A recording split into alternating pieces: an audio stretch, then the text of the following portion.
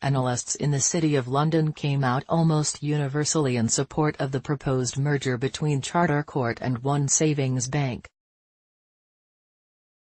The pair on Monday confirmed reports over the weekend that deal would be structured so that OSB would end up with 55% of the enlarged group and its chief executive Andy Golding would be in charge. Investec said Golding was highly regarded, and while both banks offer strong performance metrics on a standalone basis, we believe that the combination should prove materially value-enhancing for both sets of shareholders. The South African bank said the current valuation metrics, both little more than 5 times 2020 forecast earnings per share, make absolutely no sense to us, and we expect the proposed combination to provide a suitable catalyst for an overdue re-rating. Investec reiterated its buy rating.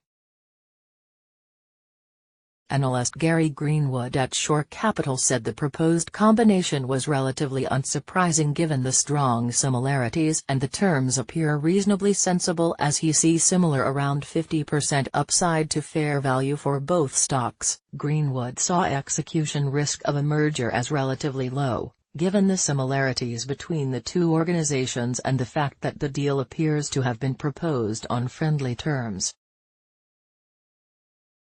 We see the likelihood of an interloper or alternative bidder for either company appearing as being low. With both OSB and Charter Court operating in the very unfashionable and unloved BTL mortgage space, analysts at Numis saw strong potential for synergies even though both are growing rapidly and both have market-leading levels of operating efficiency.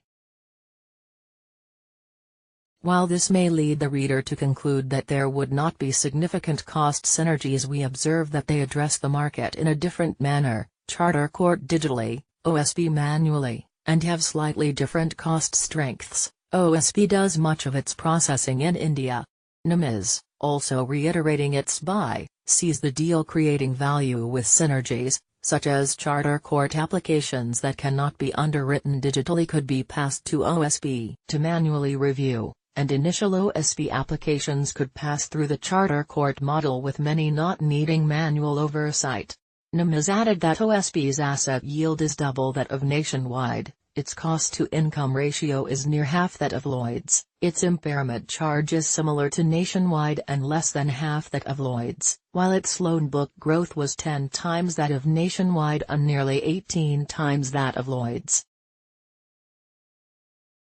Peel Hunt also saw benefits for an enlarged group that would size of the combined loan book of around £15 billion, with a buy-to-let book of over £11 billion and potential for further cost synergies.